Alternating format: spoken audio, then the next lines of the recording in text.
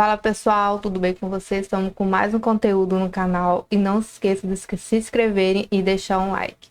Estamos aqui com o canal Te Atualizei, todos ao crédito ao canal delas e vamos ao conteúdo. E aí, meus amigos? Bom ou não? Então, eu não sei vocês, mas eu estou magnífica. E assim, eu nem vim comemorar, porque comemorar essas coisas numa democracia relativa com a nossa deve ser crime, já que a lei é o próprio Alexandre. Mas passada a euforia de algo que todos nós já estávamos aguardando há tempos, eu vim aqui esfregar algumas verdades dolorosas e expor uma hipocrisia pujante de quem agora abre a boca para falar em soberania do poder judiciário. O que está acontecendo agora não é de graça e nem começou ontem. Então, caso você tenha se esquecido, chega mais, deixa eu te atualizar.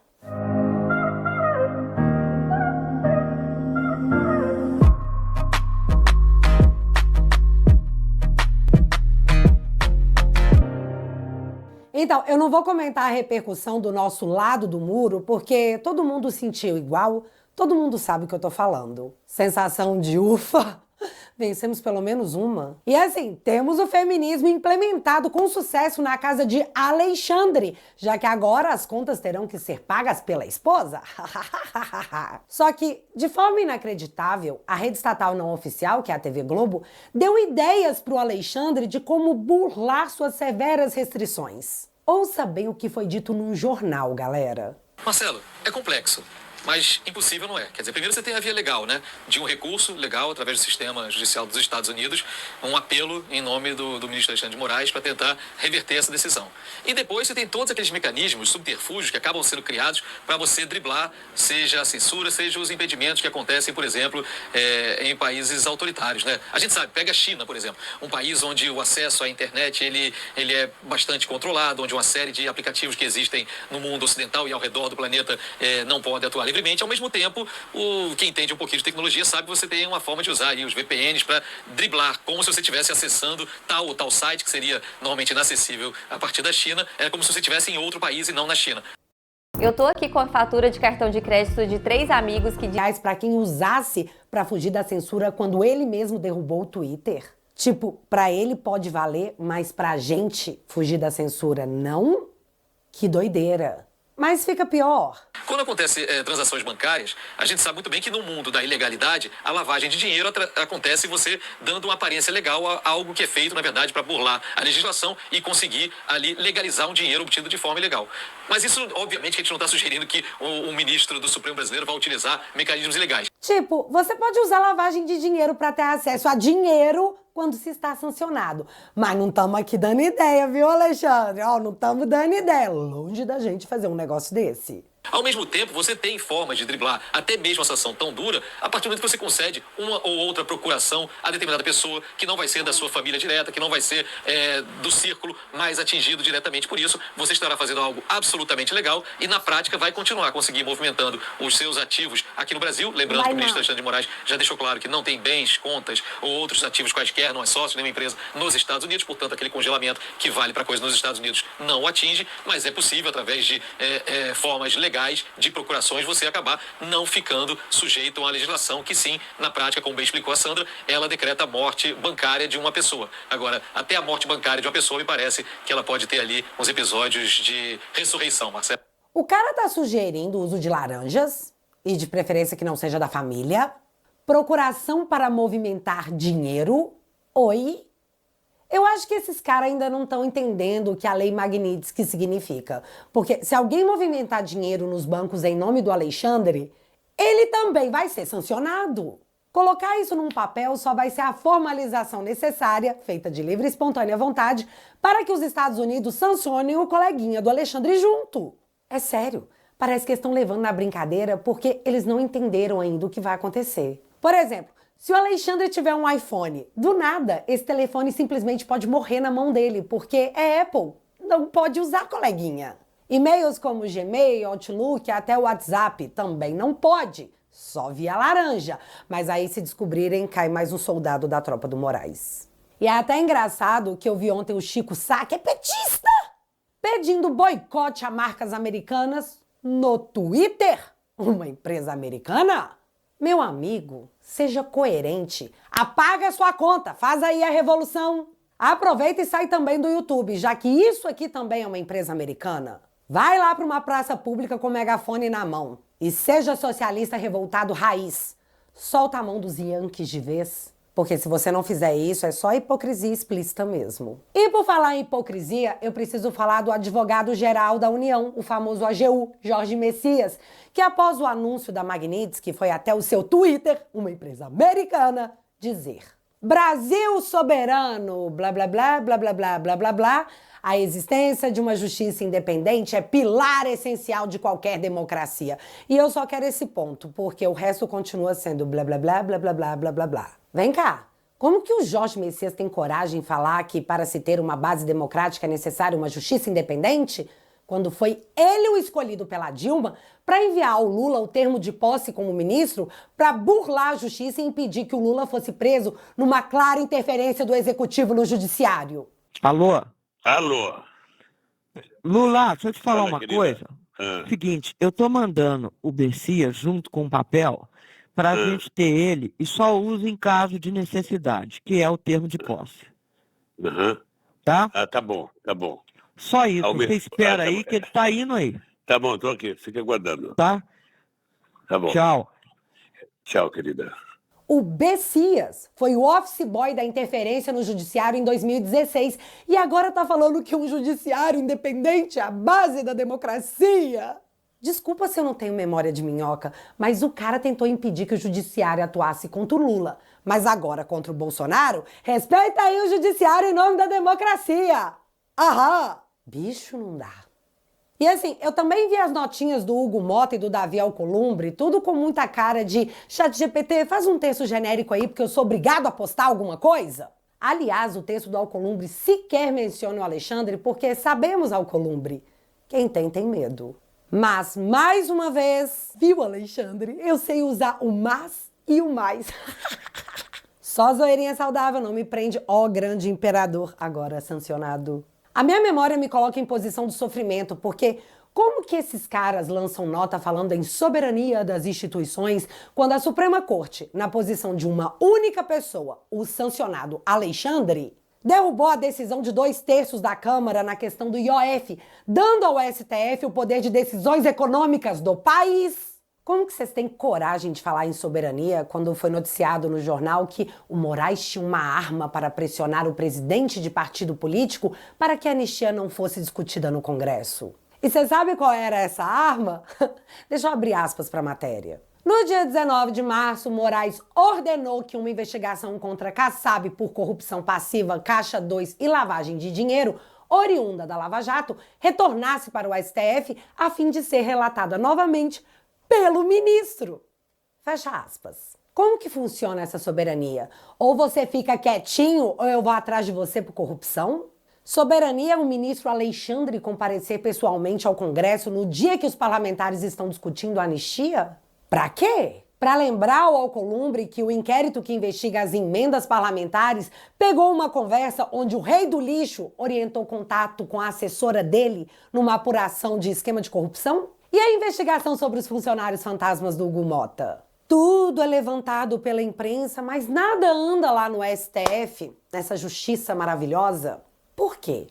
Bom, eu acho que eu sei o porquê, mas eu não posso falar porque no Brasil, se você for apoiador do Bolsonaro e der sua opinião, você é preso. Ou, na melhor das hipóteses, você é censurado.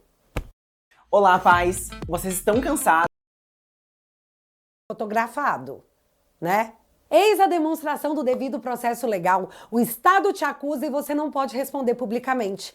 Publicamente, só as acusações para que a opinião pública seja manipulada. Só que democracias não fazem isso. Democracias também não prendem 2.000 pessoas em um ginásio, incluindo crianças e animais. E na sequência, o diretor da Polícia Federal diz que vai chamar o Guinness Book para registrar o feito como um recorde, como se ele tivesse orgulhoso. Democracias respeitam o devido processo legal, o que não se apresenta nesse momento, visto que Braga Neto está há 7 meses em prisão preventiva, porque o pai do Cid ligou para ele um ano antes dele ser preso com a alegação de interferência nas investigações. E estamos falando aqui de um general 4 estrelas, interventor no Rio de Janeiro, numa prisão preventiva que mais parece cumprimento de pena, sem julgamento. E o que falar da Débora, presa por 2 anos sem julgamento porque escreveu de batom numa estátua? E o que falar das idosas que Alexandre determinou que voltassem para a cadeia após mais de 1 ano presas porque violaram a condicional, já que elas estavam assaltando pessoas na rua? Não, mentira. Elas estavam fazendo pilates. O que falar da delação do Cid, mantida mesmo após a exposição de dezenas de contradições? Mas é a única que eles têm. Então, entuba aí. Aliás, em sua delação, o Cid sempre disse que nunca existiu um plano de golpe, algo completamente ignorado pelo PGR. Gilmar Mendes chamou a Lava Jato de uma operação de tortura, de coisa de pervertido, mas a Lava Jato não chegou nem perto de fazer o que estamos assistindo hoje no Brasil. Eu sei que todo mundo riu da aplicação da Lei Magnitsky, mas a verdade é que nada disso tem a menor graça. Temos presos políticos, jornais e jornalistas censurados, perfis bloqueados, pessoas exiladas, processos e declarações sob sigilo. Temos um déspota que ocupa a presidência da República, tirando o Brasil da memória do Holocausto, só porque ele quis. E sabe qual é a reação do Alexandre a isso tudo? Essa aqui.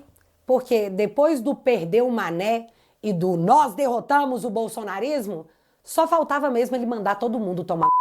É o esculacho da soberania brasileira, sem nenhum ar de etiqueta. E todo mundo viu aí a nova declaração do Barroso, dizendo agora, quase gaguejando, que nós não queremos escalar esse conflito com os Estados Unidos. Um tom bem diferente do perder o Mané numa mola.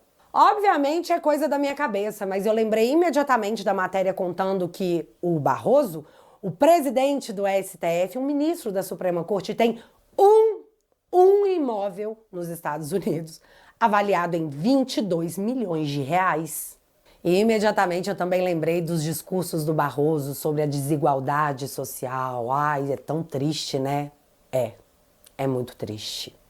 E no meio de tudo isso, ainda tem as Big Techs que foram gritar pro mundo que estão sendo censuradas no Brasil, porque, na opinião do ministro, a internet deu voz aos imbecis. E até a União Europeia, que queria colar com o Brasil, nos deu 2 tapinhas nas costas, avisando que, irmão, vocês estão sozinhos nessa? Ninguém saiu em defesa, nem do Brasil, muito menos do Alexandre. Ninguém. Alexandre foi sancionado, segundo os Estados Unidos, porque violou o devido processo legal, porque implementou censura, porque violou a soberania americana ao dar ordens para que outros países acatassem sua vontade, por violar o sigilo de dados de cidadãos americanos. E ele simpatizar com o presidente Bolsonaro é só mais um item da lista. E galera, eu poderia ficar uma semana inteira de forma ininterrupta que eu não conseguiria expor, usando as próprias matérias de jornais, como a democracia no Brasil é disfuncional. E isso já tem bastante tempo. 6 anos de um inquérito aberto pelo STF que não teve nenhuma conclusão, a não ser perseguir e amedrontar apoiadores do presidente Bolsonaro, sob o silêncio da mídia, sob o silêncio dos garantistas, sob o silêncio conivente das nossas ditas instituições democráticas. O Brasil teve todas as oportunidades de evitar que o país fosse humilhado internacionalmente como foi. E não apenas pela sanção do Alexandre, mas também pela deterioração econômica de Brazuela, porque agora nós colamos com ditaduras em vez de priorizar relações diplomáticas. Mas ninguém quis fazer nada. Uma nova lista de sancionados é anunciada. Agora, todas as mídias passaram a levar a situação a sério, porque aparentemente perdeu a graça. Não é mais piada. E visto que novos nomes estão na lista de espera de suas mortes financeiras, cabe agora ao Congresso retornar do recesso e votar o fim do foro privilegiado para que nossos parlamentares parem de temer as consequências de votos que não sejam apenas aqueles causados por seus eleitores. Ainda dá tempo? Mas quanto tempo temos? Ninguém sabe. Então, não custa exercer nosso direito constitucional para que a democracia seja restabelecida nesse país. E dia 3, vamos às ruas, para uma foto agora ainda mais impressionante. Óbvio que dá medo, mas a coragem é a maior das qualidades, porque ela garante todas as outras. Afinal, se não nós, quem? E é isso. Nos vemos no domingo. E já que você ficou até aqui... Então, pessoal, vou estar lendo uma notícia para vocês. Após sofrer sanções dos Estados Unidos, Moraes vai ao jogo do Corinthians e faz esse gesto obsceno com o dedo do meio. horas depois de ter sido oficialmente incluído na lista de sanções do governo dos Estados Unidos com a base da Lei Graubral-Magnitsky, o ministro do Supremo Tribunal Federal, Alexandre Moraes, foi flagrado assistindo uma partida de futebol na Neoquímica Arena em São Paulo, válida pelos oitavas de final da Copa do Brasil. A imagem foi captada por um fotógrafo do Jornal do Estado de São Paulo e republicada em reportagem nesta quarta-feira. O flagrante mostra Moraes na arquibancada do estádio, sem qualquer sinal de escolta ou preocupações diante da repercussão internacional. Mais cedo, o Departamento do Tesouro dos Estados Unidos anunciou sanções contra o ministro, acusando-o de envolvimento em graves violações de direitos humanos e abuso de autoridade. A aplicação da lei usada contra autoridades estrangeiras bloqueia os bens e ativos dos sancionados em território americano, impede transações com instituições financeiras dos Estados Unidos e proíbe a sua entrada no país. Então, pessoal, esse foi o vídeo de hoje. Muito obrigada e até a próxima. Tchau, tchau.